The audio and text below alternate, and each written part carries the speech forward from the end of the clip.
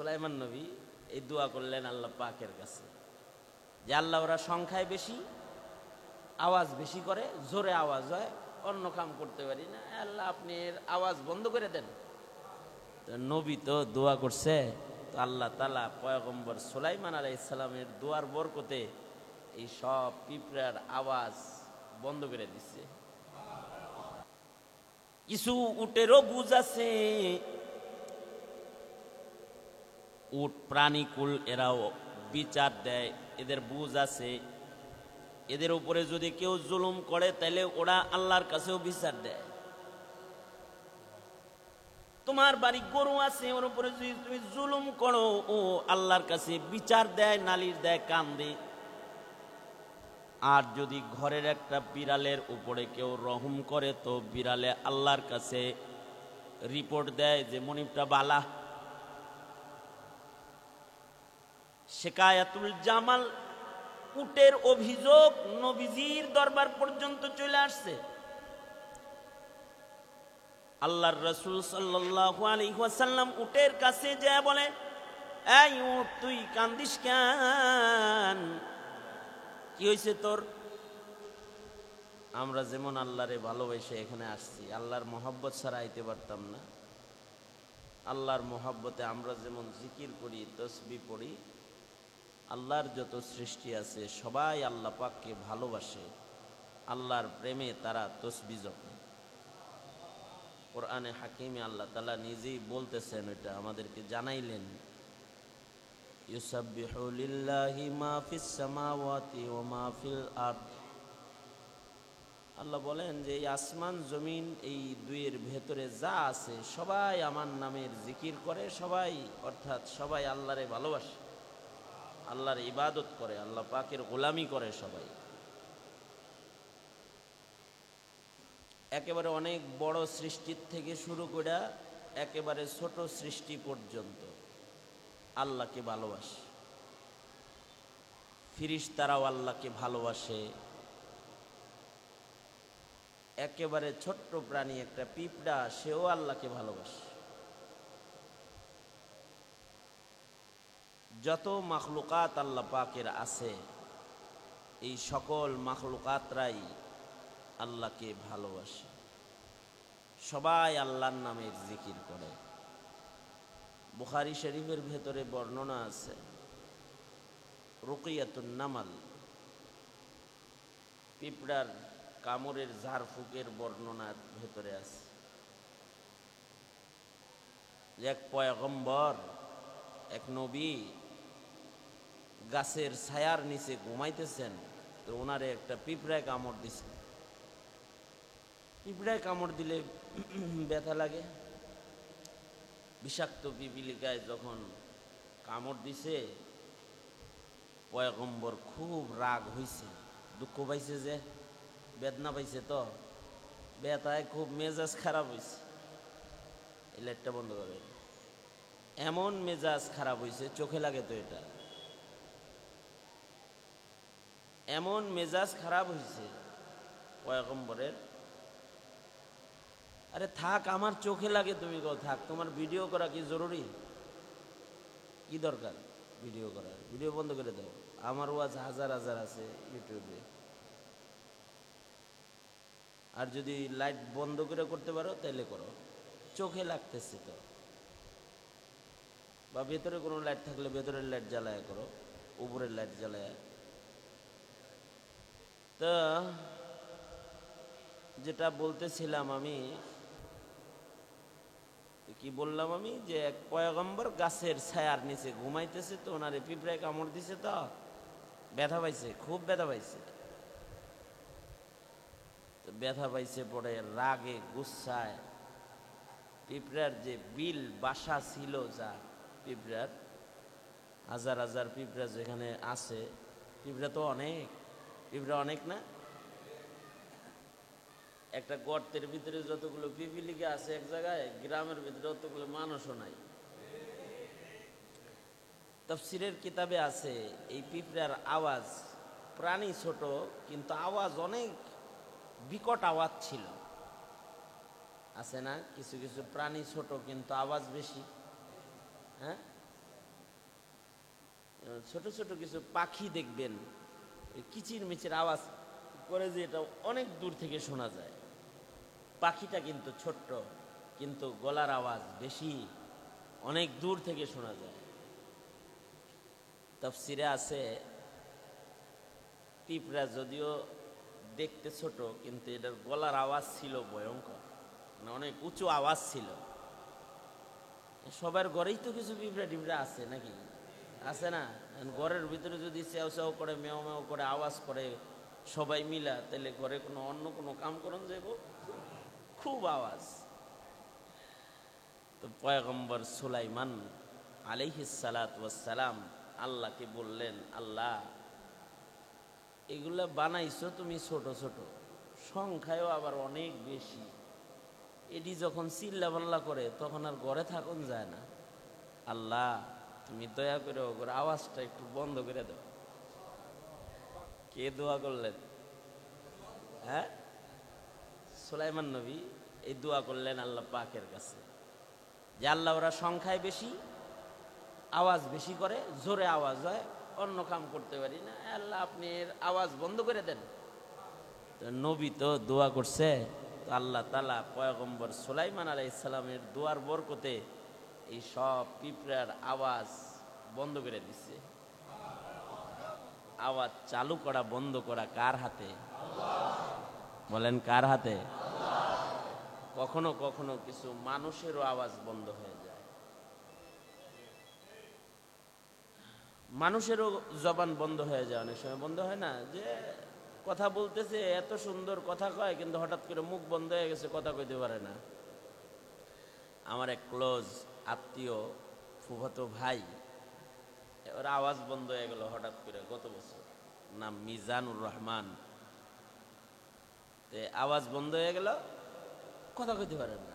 এটা খুব ভালো, সব দেখে সব শোনে, বলতে পারে না। এটাকে ডক্টররা বলে টোন স্ট্রোক, আওয়াজ স্ট্রোক করছে, আওয়াজ বন্ধ হয়ে গেছে। কত ধরনের রোগ বাইরেছে দেখেন না, করোনা নতুন রোগ না, এরকম নতুন নতুন আমাদের গুনার কারণে খালি রোগ আর রোগ, রোগ আর রোগ, নতুন নতুন। আর একজনকে পাইলাম ফেজ স্ট্রোক, আই স্ট্রোক, চোখ স্ট্রোক করে পর্দায় এরকম হয়ে গেছে, শাটার পড়ে গেছে, চোখের শাটার পরে স্ট্রোক করছে। অথবা ফেজ স্ট্রোক, মুখ স্ট্রোক করে মুখ বাঁকা হয়ে গেছে, নতুন নতুন রোগ। তো ওই মিয়ার তো টোন স্ট্রোক করে আওয়াজ বন্ধ হয়ে গেছে, কথা কইতে পারে না। আমার সাথে দেখা করতে আইছে, আমারে একটু জাইরা পয়সা দাও, রুকিয়া করো, কোরআন বইটা একটু আমারে ফুফা দিয়ে দাও, লেখা লেখা কয়। কথা তো মুখে বলতে পারে না, কাগজ কলম লেখে ঘুরে লেহে কয়, তো লেখে লেখে কি বলতেছে দেখতে হয়। তা আমি ওকে বললাম, তুমি ইন্ডিয়া চলে যাও, তোমার যত খরচ লাগে সব আমি দিয়ে দিব, ভালো চিকিৎসা করো। তো বলল যে না, কাগজে লিখলো যে আমি ইন্ডিয়া যাব না, আসলে আমার এই আওয়াজটা আল্লাহ দিছিল আল্লাহর গোলামি করার লেগা, অনেক গুনাহ হয়ে গেছে, নিয়ামতের নাশুকরি হওয়ার কারণে, যেহেতু তিনি বন্ধ করে দিছে, তিনি যদি দয়া করে আবার ফেরত দেয় তাহলে আলহামদুলিল্লাহ। খুব কাঁদলো, চোখের পানি ঝরঝর করে ওর পড়তেছে, জামা ভিজতেছে। আল্লাহ পাকের মেহেরবানিতে আবার গত কয়েক মাস আগে আবার কথা আবার চালু হইছে, ও কথা কইতে পারে। আওয়াজ দিল কে? বন্ধ করলো কে? আবার চালু করলো কে? আল্লাহ মাহুল বায়ান, মানুষরে আওয়াজ দিছে কে? এরকম পিঁপড়ারও আল্লাহ অনেক আওয়াজ দিছিল, খালি আওয়াজ করত, প্রাণী ছোট কিন্তু আওয়াজ করত বেশি। সুলাইমান আলাইহিস সালাতু ওয়াস সালাম দোয়া করলেন, আল্লাহ ওরা ছোট প্রাণী, সংখ্যায় বেশি, আয় আল্লাহ ওদের আওয়াজে কষ্ট হয়, ওদের আওয়াজটা বন্ধ করে দেন। তো পয়গম্বর সুলাইমান নবী তো ইজ্জতওয়ালা শানওয়ালা পয়গম্বরে দোয়া করছেন। নবীর দোয়ার বরকতে আল্লাহ তাআলা পিঁপড়াগুলার আওয়াজ বন্ধ করে দিছেন। যদি আওয়াজ বন্ধ না করতো তাহলে পিঁপড়ার বাসা ঘরে লয়ে আবার ঘুমান আপনি। নবীর দুয়ায় আওয়াজ বন্ধ হয়েছে দেখে ঘরের ভিতরেও পিঁপড়ার বাসা আছে, এটা ভাঙ্গার জন্য অত পেরেশানি নাই আপনার। হায় রে, বুখারী শরীফের ভিতরে আছে যে এই পিঁপড়ায় কামড় দিছে, তো পিঁপড়ায় কামড় দিলে পয়গম্বর ব্যথা পাইছে, সংখ্যায় তো পিঁপড়া অনেক বেশি, কোনটাই যে কামড় দিছে এটা তো আর জানে না। রাগও খুব হইছে, কারণ বেদনা উঠছে। রায়পুরের পিঁপড়ার বিষ আছে নাকি আরাম আরাম লাগে? পিঁপড়ায় কামড়াইলে আরাম লাগে?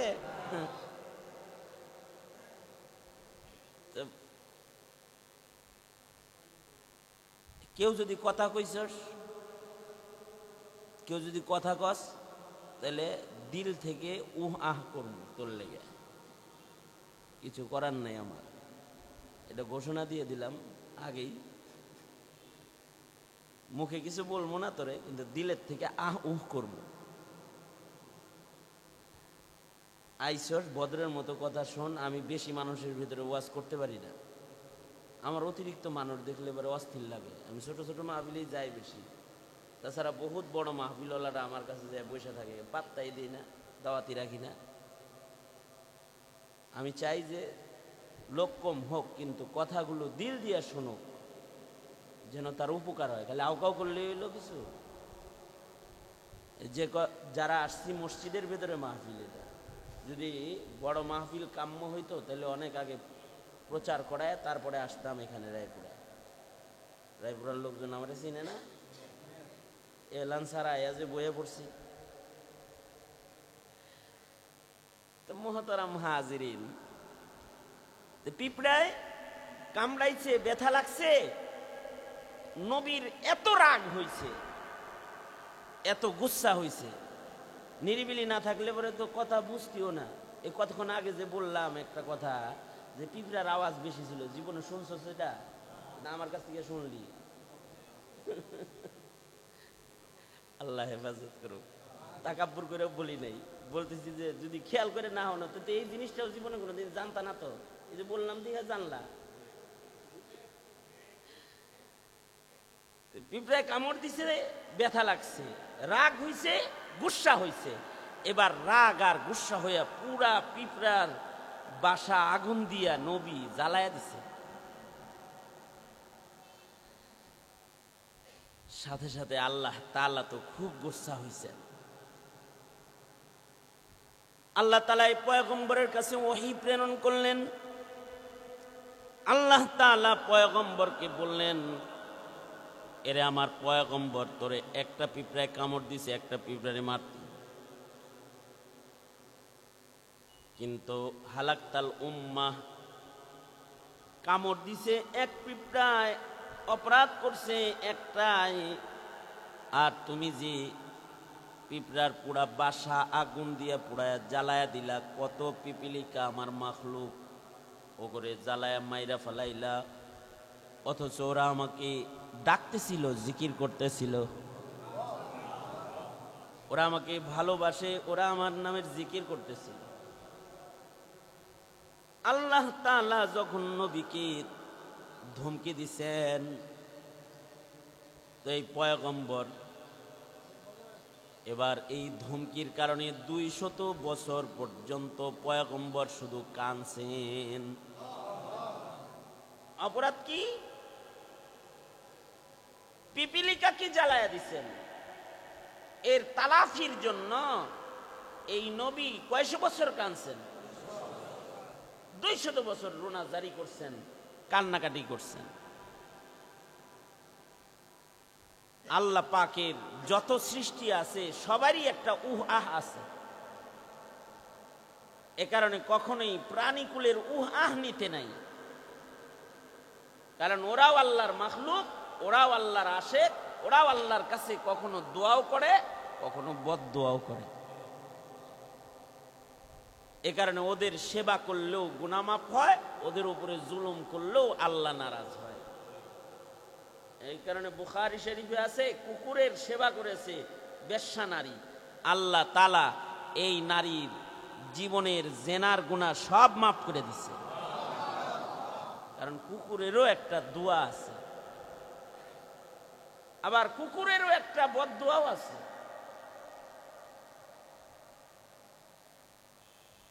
পাখিরও বদদোয়া আছে, হাদিস শরীফে আছে, পাখির বদদোয়ার থেকে বাঁচার জন্য নবী সাহাবীকে ধমক দিছে।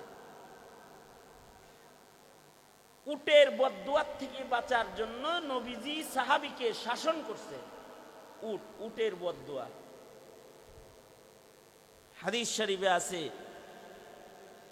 শিকায়াতুল জামাল, শিকায়াতুল জামাল হাদিসের শিরোনাম, যে উটের অভিযোগ নবীর কাছে, উট আইসা বিচার দিতেছে নবীজির কাছে। নবীজির কাছে উট বিচার দেয়, দিবেই তো, কারণ নবীজি তো উটের জন্য রহমত। সুবহানাল্লাহ, নবীজি তো রহমাতুল লিল আলামিন, ওমা আরসালনাকা ইল্লা রাহমাতাল লিল আলামিন। নবীকে আল্লাহ তাআলা আলামিনের জন্য রহমত বানায়া পাঠাইছেন। আল্লাহ তাআলা রব্বুল আলামিন, আর তোমার আমার নবী, তোমার আমার পয়গম্বর রহমাতুল লিল আলামিন। আল্লাহ তাআলা রব্বুল আলামিন আর নবীজি রহমাতুল লিল আলামিন। এ কারণে পৃথিবীর যত মাখলুক আছে সবাই নবীকে মুহাব্বত করে। আকাশের চাঁদ নবীকে মুহাব্বত করে। নবীজি আঙ্গুল দিয়ে ইশারা দিছে তো চাঁদ 2 টুকরা হয়ে গেছে। কক্ষপথে চলছে সূর্য, সেও আল্লাহর রাসূলকে মুহাব্বত করেন, ইশারা করেছে তো সূর্য থেমে গেছে। পাহাড়ও নবীকে মুহাব্বত করে তো নবীর প্রেমে পাহাড় কান্দে। গাছ নবীকে মুহাব্বত করে, নবীর প্রেমে গাছ কাঁদে। পাখি, উড়ন্ত পাখি নবীজিকে মুহাব্বত করে তো পাখি তার ডানার দ্বারায় সরওয়ারে দু আলম নবীকে ছায়া প্রদান করে। নবীজি, আমাদের নবীজি, ওদের জন্য রহমত। উটেও তো নবীজিকে মুহাব্বত করে। উট হয়েও নবীর ইচ্ছা বুঝে, আল্লাহর ইচ্ছা বুঝে। মানুষ হয়ে আমরা যদি না বুঝি তাইলে আমাদের চাইতে তো ওই উট অনেক ভালো। এ কারণেই আল্লাহ তাআলা বলেছেন, উলাইকা কাল আনআমি বাল হুম আদাল। ও মানুষগুলো নিকৃষ্ট, চতুষ্পদ জন্তুর চাইতে বেশি খারাপ, যাগর বুঝ নাই। কিন্তু যেই পাখিরও বুঝ আছে, ওই পাখির নাম কোরআনে আছে। যেই পিঁপড়ার বুঝ আছে, ওই পিঁপড়ার নামও কোরআনে আছে। ওই পিঁপড়ার কথা কোরআনে আছে, সূরাতুন নামল। যেই গরুর বুঝ আছে, ও গরুর কথাও কোরআনে আছে। যেই পাখির বুঝ আছে, হুদহুদ, পাখির কথাও কোরআনে আছে। সুবহানাল্লাহ। বুঝওয়ালা বন্য প্রাণীরও মূল্য আছে। বুঝ ছাড়া বনি আদমের মূল্য আল্লাহর কাছে 1 জাররাও নাই, 1 জাররা মূল্য নাই বুঝ ছাড়া। এ কারণে বুঝওয়ালা একটা উটের ইত্তেবাও নবী সাহাবী করে করতে কয়। যেমন হাদিস শরীফে আছে, আল্লাহর রাসূল যেদিন হিজরত করে মদিনায় গেলেন, আমি যেরকম আপনাদের এলাকায় আসছি, এক হুজুরের মাদ্রাসায় দাওয়াত খেতেছি, আর এক হুজুর পিছে পিছে ঘুরতেছে, এখান থেকেই ধরছে, হুজুর আমার মাদ্রাসায় একটু। হ্যাঁ, যাম ইনশাআল্লাহ। তাইলে আমার এই যদি 3 মাদ্রাসা থেকে ডাকে, নবী যখন মদিনায় ঢুকছে, নবীরে কত মাদ্রাসা থেকে ডাকছে? সব সাহাবীরাই তো নবীরে নিজের ঘরে নিবার চায়, যে আল্লাহর রাসূল আমার ঘরে উঠুক, আমার ঘরে উঠুক। নবী যাইব কার ঘরে? নবীজি তো এবার সবার চাহিদা পূরণে, সবার আবেদন আসলে এবার নবী আলাইহিস সালাতু ওয়াস সালাম বললেন, তোমরা আমাকে নিয়ে অত টানাটানি করো না, আমার এই উটনিটাকে ছেড়ে দিলাম, এটা আমার উট, আমার এই উটটাকে ছেড়ে দিলাম, আমার এই উটটা যার বাড়িতে যে বসবে তার বাড়ি আমার থাকার বাড়ি। আজব কথা না? নবী উট ছেড়ে দিয়ে কয় উট যার বাড়িতে যে বসবে তার বাড়ি আমার থাকার বাড়ি। এবার আল্লাহর রাসূল তো উটরে ছেড়ে দিছেন, সাহাবীরা তো আছেই, সবাই মিলে জিলে উটকে খালি নিজের বাড়ি উঠানোর ধান্দা। কেউ খোঁচা দিয়ে কয় এদিকে যান না একটু, কেউ কয় এইদিকে যান না, যার বাড়ির সামনে হের বাড়ি উঠাইতে চায়। কেউ কেউ তো যায় সামনে দাঁড়ায় কয় প্লিজ এই ডান দিকে যান, এই ঘরে উঠেন। কিন্তু উট তো বড় বুঝমান উট, রহমাতুল্লিল আলামিনকে কারোর কাছে ঋণী বানাইবে না। এ কারণে উটটা কিন্তু তার বুঝ মতোই যায় একেবারে সেই বাড়িতে উঠে গেছে, যেই বাড়ি আসলে কারোর বাড়ি না, ও বাড়িটা নবীরই বাড়ি, দখলে আছে আবু আইয়ুব আনসারী রাদিয়াল্লাহু আনহুর দখলে আছে। আবু আইয়ুব আনসারী রাদিয়াল্লাহু আনহু যেই বাড়িতে থাকতেন, 300 বছরের বংশ পরম্পরায় উনিও বাড়ির পাহারাদার। এখন ওনার বাপে পাহারা দিছে, তার আগে ওনার দাদায় পাহারা দিছে, তার আগে তার দাদা তার বাপে পাহারা দিছে, এবার উনি থাকেন ওই বাড়িতে। বাড়িটার ইতিহাস কি? বাড়িটার ইতিহাস হইল এই মদিনার উপর দিয়ে ইয়ামানের বাদশা তুব্বা এই মদিনার উপর দিয়ে অতিক্রম করতেছিল। তো তাওরাতের আলেম যারা, তারা বাদশাকে বলল, বাদশা এ জায়গা বড় মুবারক জায়গা, এটা মদিনাতুল মুনাওয়ারা, এই জায়গায় আল্লাহর দোস্ত আসবেন হিজরত করে, এবং এই জায়গায় আল্লাহর হাবিবের কবর হবে। এই জায়গা থেকেই আল্লাহর হাবিব আল্লাহর আদালতে দাঁড়াবে হাসরের মাঠে। এটা ওই মুবারক জায়গা মদিনাতুল মুনাওয়ারা, যেখানে জান্নাতের মাটি। এইটা শোনার পরে তুব্বা সাথে সাথে নিজের কাফেলাকে ওইখানে বিরতি দিছে। বিরতি দিয়া বলে, যে জায়গায় বিশ্ব নবী আসবে থাকবে, এই জায়গাটায় আমি কিছু নবীর নামে দিয়ে যেতে চাই। কি দিব? নবী আসলে তো থাকতে হইব মদিনায়, নবীর ঘর লাগবো নবী আলাইহিস সালামের, তো নবীর সেই ঘরটা আমি বানায় দিবার চাই। 300 বছর আগে এই ইয়ামানের বাদশা দুতলায় একটা বাড়ি নির্মাণ করলো নিজের খরচে, বড় সুন্দর বাড়ি, সুন্দর ঘর, এবং পাথরের উপরে ওসিয়তনামা লিখলো, একটা হাদিয়ার কার্ড লিখলো যে এই বাড়িটা বাদশা তুব্বার পক্ষ থেকে এটা রহমাতুল্লিল আলামিন নবীর জন্য হাদিয়াতান আমি বানাইলাম, বিশ্ব নবী এটা নবীর জন্য হাদিয়া। সুবহানাল্লাহ। এবং সে বড় আশেক হইয়া আবেগের কিছু কবিতাও লিখে গেল, আহারে আমি যদি নবীজিকে পাইতাম তাইলে নবীজির শ্রেষ্ঠ খাদেম, সবচেয়ে কাছের সহচর আমি বাদশা তুব্বা হইতাম যদি আমি নবীজিরে পাইতাম। এই 300 বছর আগের মানুষ নবীর সাথী উম্মত হওয়ার জন্য তামান্না করে, আর বর্তমান যুগে নবীর উম্মতের ঘরের জন্মায়া নবীর সালামের বিরোধিতা করে, নবীর সুন্নতের বিরোধিতা করে। কতটা কপাল পুরা হইলে সম্ভব? কতটা কপাল পুরা হইলে সম্ভব? এটা তো বাহরহাল এটা লম্বা রাখ ইতিহাস। তো নবী আলাইহিস সালাতু ওয়াস সালাম উট ছেড়ে দিলেন, যেই বলে প্লিজ প্লিজ প্লিজ প্লিজ, কিছু শুনে টুনে না। এই উট বুঝওয়ালা উট, এর বুঝ আছে, সে বরাবর যায়া হযরত আবু আইয়ুব আনসারী রাদিয়াল্লাহু আনহুর বাড়ির সামনে যেয়ে বসে পড়ছে। সুবহানাল্লাহ।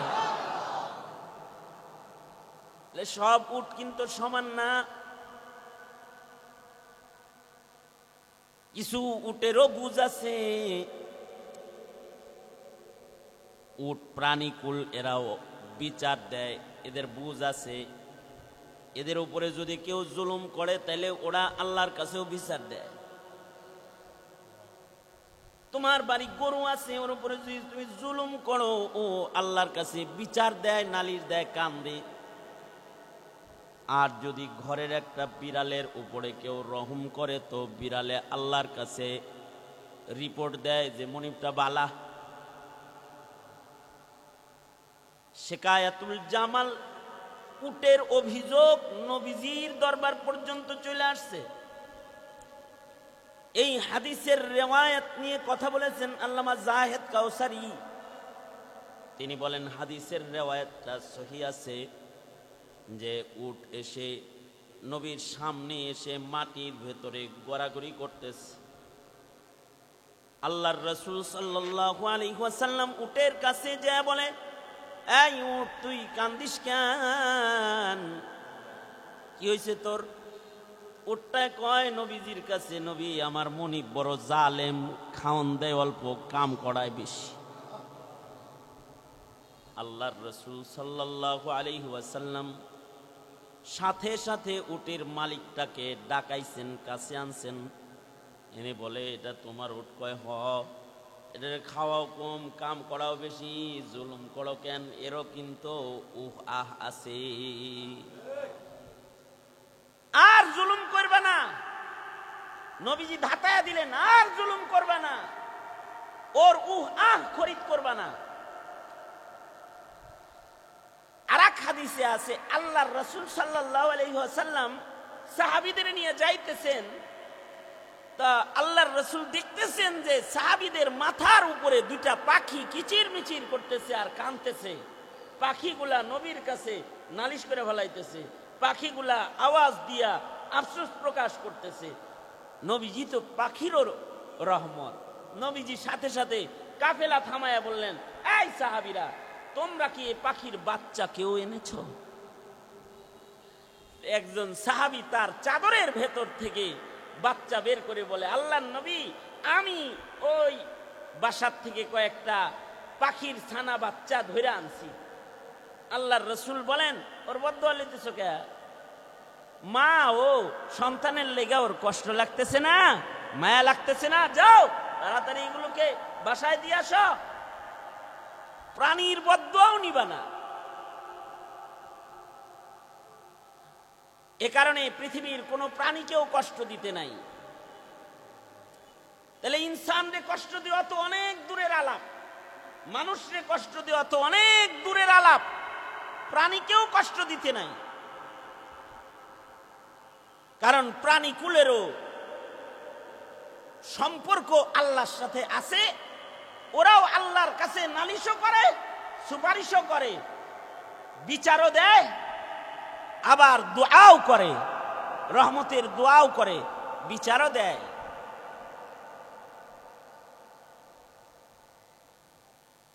তো নবীরে তো পিঁপড়ায় কামড় দিছে একটায়, নবী তো সব পিঁপড়া আগুন দিয়ে জ্বালাইছে, পিঁপড়া গুলা কানছে না? এবার পিঁপড়ার দরদে আল্লাহ তার নবীরেও ধমকি দিয়ে বসছে। নবীকে বলতেছে, এই তোরে কামড় দিছে এক পিঁপড়ায়, হালাকতাল উম্মা, তুমি এক গোষ্ঠীকে হালাক করে দিছ, অথচ এরা আমার নামের জিকির করতেছিল, ওরা আমার আশেক, ওরা জিকির করতেছিল, ওগুলো পুরাইলা কেন? যখন এই কথা বলছে, তো পয়গম্বর আগুন দিয়ে যে পুড়ায় মারছে, এটা যে অন্যায় হয়েছে এটা বুঝে আসছে। তো 200 বছর পর্যন্ত এই নবী এইটার তালাফির জন্য খালি কানছেন আর রোনাজারি করছেন। কত বছর? 200 বছর এটার মাপের জন্য কানছেন। আর এখন তো আগুনে পুড়ায় মানুষ মেরালায়। কোন ফকিহগণ বলেন, এখান থেকে ফকিহরা মাসআলা ইস্তেমবাত করেছেন যে কোন বিষাক্ত প্রাণীকেও আগুনে জ্বালানো জায়েজ নেই। অর্থাৎ সাপ বিষাক্ত প্রাণী, কিন্তু এই সাপের আগুন দিয়ে পুড়ায় মারা জায়েজ নেই। একজনে মনে করেন ঘরে সাপ পাইছে, সাপের লেজ ধরে নিয়ে চুলায় ফেলায় দিছে, হারাম। সাপকে আগুন দিয়ে পুড়ায় মারা কি নাই? নিষেধ। বিচ্ছু বিষাক্ত প্রাণী, আগুন দিয়ে ওর গায়ে পুড়ায় মারা নিষেধ। বিষাক্ত প্রাণীকেও আগুন দিয়ে পোড়ায় মারা যাবে না, কারণ আগুন দিয়া শাস্তি দেওয়াটা এটা বান্দার শান না, এটা আল্লাহর শান।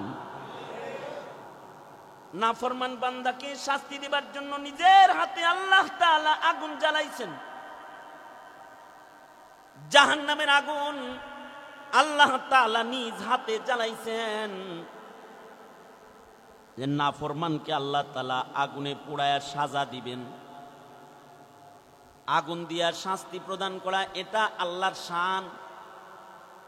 এ কারণে কোনো মানুষ কখনো কোনো প্রাণীরে আগুন দিয়া কষ্ট দিবে না। কোনো প্রাণীকে যদি বিষাক্ত প্রাণীকে যদি আগুন দিয়া পোড়ানো না যায়, তাহলে দুশ্মনী করে কি কারোর ঘরে আগুন দিয়ে তারে পোড়ায় মারা যায়? কোনো কাফেরের গায়েও কি আগুন দেওয়া যায়? জীবন্ত কোনো মানুষের গায়ে আগুন দেওয়া যায় না, হারাম। সে যদি কাফেরও হয়, নাস্তিকও হয়, মুরতাদও হয়, তারপরও জীবিত জান তার দেহের ভেতরে আছে, জীবিত এমন কোন কাফের নাস্তিককেও আগুনে জ্বালানো জায়েজ নাই। জীবন্ত মানুষের গায়ে আগুন দেওয়া জায়েজ নাই। মানুষ তো দূরের কথা, একটা প্রাণীর গায়ে আগুন দেওয়া জায়েজ নাই। একটা বিষাক্ত প্রাণীকেও আগুন দিয়ে পোড়ায় মারা হারাম, নাজায়েজ। পয়গম্বর তো আগুন দিয়ে জ্বালাইছেন যারা আল্লাহর জিকির করতেছিল, কারণ ছোট্ট একটা প্রাণী সেও আল্লাহর সাথে প্রেম করে। ছোট্ট একটা প্রাণী, তারও আল্লাহর সাথে একটা খাতির আছে, কারণ আল্লাহ তাআলা সকল মাখলুক বানাইছেনই প্রেম করার জন্য। মাখলুক বানানোর উদ্দেশ্য কি বলেছি আমি? তিরমিজি শরীফের হাদিস বলেছি, হাদিসে কুদসি, যে আমি আন উহাব্বাবা, মানুষ আমার সাথে পীড়িত করবে এর লেগে আমি মানুষ বানাইছি। পিঁপড়া আমার লগে পীড়িত করবে, আন উহাব্বাবা, এর লেগে পিঁপড়া বানাইছি। উটেও আমার সাথে প্রেম করবে, সকল মাখলুক মিলে আমাকে ভালোবাসবে, চতুর্দিক দিয়ে আসবে I love you, I love you. বুঝো নাই কথাটা? তোমারে যদি চতুর্দিক দিয়ে খালি কয় আপনারে ভালোবাসি, আপনারে ভালোবাসি, এটা তোমার গর্ব না? আল্লাহ পাক কি সব মাখলুক মিলে বলবে আল্লাহ আপনারে ভালোবাসি, আলহামদুলিল্লাহ, সুবহানাল্লাহ, লা ইলাহা ইল্লাল্লাহ। এই কারণেই সব মাখলুকরা আল্লাহর নামের জিকির করে, সুবহানাল্লাহ। সাগরের নিচের শৈবাল সহ আল্লাহর নামের জিকির করে, আকাশের তারকারাজি ওরাও আল্লাহর জিকির করে, গাছগাছালি, পাখপাখালি, লতা পাতা, জামাদাত, নাবাতাত যা যা আছে সবাই কার জিকির করে? ইনসান হয়ে খালি ফেসবুক চালাও, রাগবার কিছু নেই। রায়পুরের যুবকরা ভালো, ওরা জিকির করে, তোমরা জিকির কইরো কইরো। রাগ হইছে নাকি? আবার জিকির করবা, জিকির। জিকিরের মাধ্যমে কি প্রকাশ পায়? আল্লাহর প্রেম। কি প্রকাশ পায় বলেন? কি প্রকাশ পায়? জিকিরের মাধ্যমে আল্লাহর প্রেম প্রকাশ পায়। কেউ যদি আল্লাহরে ভালোবাসে, আর আল্লাহ বুঝি তারে ভালোবাসবে না? আল্লাহ পিঁপড়ায় যদি আল্লাহরে ভালোবাসে, আল্লাহ বুঝি পিঁপড়ারে ভালোবাসে না? যে আল্লাহকে ভালোবাসে আল্লাহও তারে ভালোবাসে।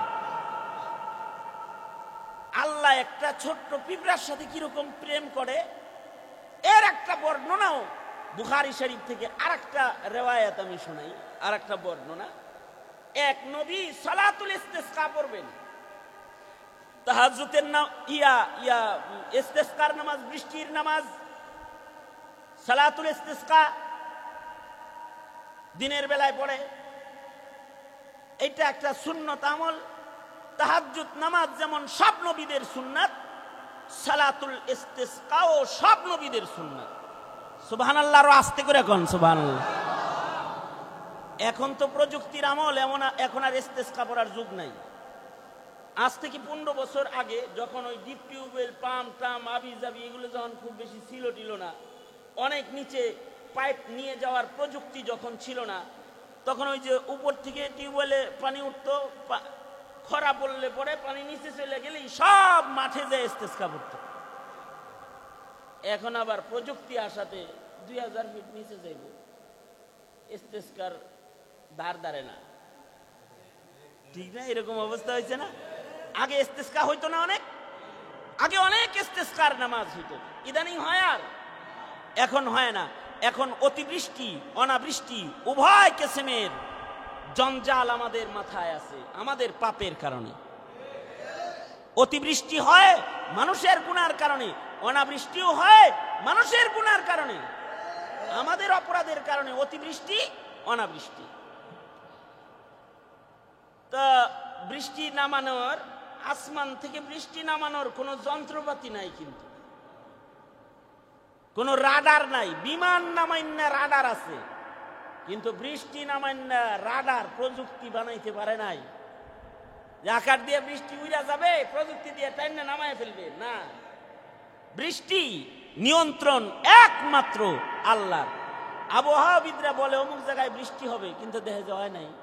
তার মানে যিনি দেওয়ার কথা তিনি, ওরা তো আসমানে দেখে আন্দাজ করে কইছে যে এত এই পরিমাণ বৃষ্টি হবে, না আসলে হয় নাই। কেন হয় নাই? যিনি দিবেন তিনি দেন নাই। আবার বৃষ্টির কোনো আলামত নাই, কিন্তু হুটহাট দেখা গেছে ঝরঝর করে পানি পড়তেছে। দিতেছে কে? আওয়াজ করে বলেন, দিতেছে কে? কারণ বৃষ্টি দেন কে? বৃষ্টি নিয়ে যান কে? আল্লাহ পাকের নিয়ামত। এ কারণে কখনো যদি আসমানের বৃষ্টি বন্ধ হয়ে যায়, সকল নবীদেরকে বৃষ্টি নামানোর একটা ইবাদত আল্লাহ তাআলা দান করেছে, যার নাম সালাতুল ইস্তিসকা। এটা সব নবীর সুন্নাত। তাহাজ্জুদের নামাজ যেমন সকল নবীর সুন্নাত, সালাতুল ইস্তিসকা সকল নবীর সুন্নাত। আমরা আমাদের বুজুর্গদের পিছনে সালাতুল ইস্তিসকা আদায় করেছি। একদিক দিয়ে সালাতুল ইস্তিসকা শেষ হয়েছে, আর এক দিক দিয়া বৃষ্টির পানি মুসল্লিদেরকে ভিজায় দিছে। ময় মুরব্বীদের ইস্তিসকার বড় পাওয়ার ছিল। এটা বন্ধ করে দেন, আওয়াজ হইতেছে। সালাতুল ইস্তিসকা যেমন আমি শেখুল হাদিস আল্লামা আজিজুল হক রহমতুল্লাহি আলাইহির সাথে সালাতুল ইস্তিসকা পড়ছি মোহাম্মদপুর 7 মসজিদে। একদিক দিয়ে ইস্তিসকা শেষ হলো, আর এক দিক দিয়ে ঝরঝর করে বৃষ্টি পড়ে গেল। মসজিদুল হারামে শেখ আব্দুর রহমান সুদাইসের পিছনেও ইস্তিসকার নামাজ পড়েছে। এলান হইল যে মসজিদে হারামে ইস্তিসকা হবে। মনে বড় শখ যে আজকে আর অন্য কামে যাইতেছি না, এইটা ধরন লাগবো, ইস্তিসকা পড়বো। তো ইস্তিসকার নামাজে হাজির হইলাম।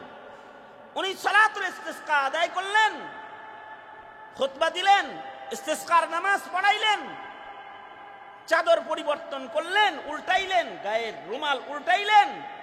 বাস এরপরে সবাই বের হইতেছে মসজিদ থেকে। দেখা গেল গোটা মক্কা শহর যেন কালো মেঘ ঘিরে ফেলছে। কিছু সময়ের ভেতরেই বৃষ্টি আরম্ভ হয়ে গেল। সালাতুল ইস্তিসকা বৃষ্টি নামান্যার এক পাওয়ারফুল নামাজ সালাতুল ইস্তিসকা। তবে আল্লাহর সাথে সম্পর্কওয়ালা বান্দা এটা পড়তে হয়। যদি আল্লাহর সাথে সম্পর্ক ছাড়া পড়ে, তামসাওয়ালা বান্দারা খালি পড়ে, সহজ না। আল্লাহর সাথে সম্পর্কওয়ালা একজন বান্দাও মেঘ চাইলে আল্লাহ দিয়ে দেয়। মেঘ দে, পানি দে, ছায়া দে, গান গাইলে মেঘ আসে না। গ্রামে গঞ্জে গান গায়, আল্লাহ মেঘ দে, ছায়া দে, কি মেঘ দে, পানি দে, ছায়া দে রে। সালাতুল ইস্তিসকা পড়লে পরে বৃষ্টি দেন কে? নবী তার উম্মত লয়ে, বুখারী শরীফের ভিতরে আছে, পয়গম্বর উম্মত লয়ে সালাতুল ইস্তিসকা পড়ার জন্য পয়গম্বর উম্মত নিয়ে মাঠে গেছেন যে এবার ইস্তিসকার নামাজ পড়বেন। সালাতুল ইস্তিসকা আদায় করবেন, মাঠে যায় কাতার সোজা কইরা কেবল দাঁড়াইছেন, এবার ইস্তিসকার নামাজ পড়বেন। এমন সময় আল্লাহ পাক পয়গম্বরকে ডেকে বলতেছেন, এই কথাটা খেয়াল করে শুনুন, এটাই আমার শেষ কথা, এত লম্বা ওয়াজ করার টাইম নেই। পয়গম্বরকে আল্লাহ পাক ডেকে বলতেছেন, এই পয়গম্বর, ইস্তিসকা পূরণ লাগবে না, যাও মেঘ হইব, বৃষ্টি হবে, এখন বৃষ্টি হবে, ইস্তিসকা পড়ার কোনো দরকার নাই, আমি ইস্তিসকা পড়া ছাড়াই মেঘ দিয়ে দিতেছি, কারণ বৃষ্টি দেওয়ার কন্ট্রাক্ট হয়ে গেছে। তো নবী বলে, আল্লাহ কার সাথে মেঘ দেওয়ার বৃষ্টি দেওয়ার কন্ট্রাক্ট করলা, কার লগে? আল্লাহ তাআলা বলেন, ও পয়গম্বর, তুমি মাঠে এসে ইস্তিসকা শুরু করার আগেই গর্তের থেকে একদল পিঁপড়ারা ওরা একত্রিত হয়ে মাঠে আসছিল। এসে ওরা বলে, আল্লাহ, প্রচন্ড গরমে আমাদের বড় কষ্ট হয়, আল্লাহ সহ্য করতে পারি না, ওগো আল্লাহ তুমি মেঘ দাও। আমার ওই ছোট্ট মাখলুকগুলা আমার কাছে মেঘ চাইলো, বৃষ্টি চাইলো, ওদের কষ্ট হয়, আজকের বৃষ্টির কন্ট্রাক্টটা ওই পিঁপড়াগুলোর লগে কইরা ফেলাইছি। আজকের মেঘ বৃষ্টি এটা তোমার কন্ট্রাক্ট করণ লাগবো না, এর কন্ট্রাক্ট পিঁপড়ার ঝাঁকের লগে হয়ে গেছে গা, বৃষ্টি হবে, বৃষ্টি হয়ে গেল। তাইলে আল্লাহ তাআলা একটা পিঁপড়াকেও ভালোবাসে, তোমারে ভালোবাসে না? তবে মনে রাখবা, পিঁপড়া, উট, ভেড়া, বকরি, পৃথিবীর মাখলুকাতের প্রতি ওই ভালোবাসা না তোমার জন্য আল্লাহর যত ভালোবাসা, একটা মানুষের জন্য আল্লাহর যত ভালোবাসা। হাদিস শরীফে আছে, একজন মানুষকে আল্লাহ কত ভালোবাসে, লা তাকুমুস সাআহ, কিয়ামত সংগঠিত আল্লাহ করবেন না, এ আসমান জমিন, চন্দ্র সূর্য, গ্রহ তারা, এ পৃথিবীর এই বিশাল আয়োজনকে আল্লাহ তাআলা তছনছ ততক্ষণ পর্যন্ত করবেন না যতক্ষণ এই বিশাল আকাশের নিচে আর এই বিশাল জমিনের রাজত্বের উপরে একজন আল্লাহর বান্দা জমিনে বলবে, আল্লাহ আল্লাহ আল্লাহ আল্লাহ আল্লাহ আল্লাহ। একটা লোক যদি এমন থাকে যে আল্লাহর প্রেমে জিকির করে, আল্লাহরে ডাকে, তো আল্লাহ তাআলাই একটা মানুষের প্রেমে এই পৃথিবীর সব আয়োজনকে ঠিক রাখবে। সুবহানাল্লাহ। চিন্তা করছেন একটা মানুষের জন্য আল্লাহর ভালোবাসা কত?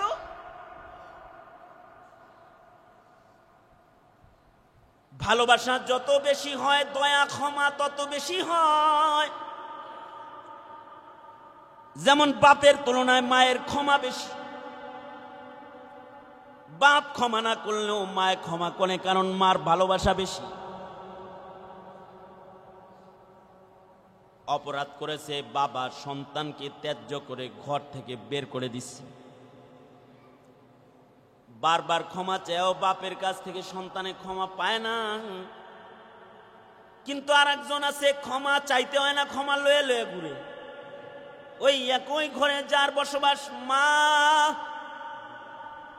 বাপে তো খাবার বন্ধ করে দিছে, কিন্তু মা সন্তানের জন্য লুকায়া লুকায়া খাবার নিয়ে বাইরে বাইর হয়ে যায়। ঘরের ভেতরে ঢুকায়া জাদুরে খাওয়ান যাইতেছে না, তো মায় বাসতলায় যায় গোপনে নিজের সন্তানরে খাওয়ায়। মায়ের মোহাব্বত বেশি, তাই সন্তানের জন্য মায়ের ক্ষমা যেমন বেশি, বান্দার জন্য, তোমার আমার জন্য সবচেয়ে বেশি মায়া একজনার, তিনি হলেন তোমার আমার মালিক আল্লাহ। তার চেয়ে মায়া তোমার আমার জন্য আর কারোরই নাই। তিনি বান্দাকে সবচেয়ে বেশি মায়া করেন। ন্যূনতম মায়াও যদি বান্দার দিলের ভেতরে জন্মায়, তো আল্লাহ তাআলা ওই বান্দাটাকে জান্নাতি করেন, ও বান্দাটাকে জাহান্নামের আগুনে আল্লাহ তাআলা দেন না। কোন বান্দার ভেতরে ন্যূনতম মায়া জন্মাইছে, হাদিস শরীফে আছে, এক বান্দার দিলের ভেতরে মায়া আসছে, হায় হায় শরম আসছে, আল্লাহর ভয় আসছে, হায় হায় সারা জীবন গুনাহ করলাম, আল্লাহর সামনে কেমনে দাঁড়ামু। এই ভয়ে মিশকাত শরীফের রিওয়ায়াত, নিজের সন্তানদেরকে ডেকে বলে, সন্তানেরা রে, আমি মইরা গেলে তোরা আমারে আগুন দিয়ে পোড়ায়া ছাই বানায়া দিবি, এই পোড়া ছাইগুলোর অর্ধেক ছাই বাতাসে উড়াইয়া দিবি, আর অর্ধেক ছাই পানিতে ভাসায়া দিবি, যেন আমার আল্লাহর সামনে দাঁড়ান না লাগে। কারণ আমি সারা জনম গুনাহ করছি, জীবনে একটা নেকির কাজ আমি করি নাই।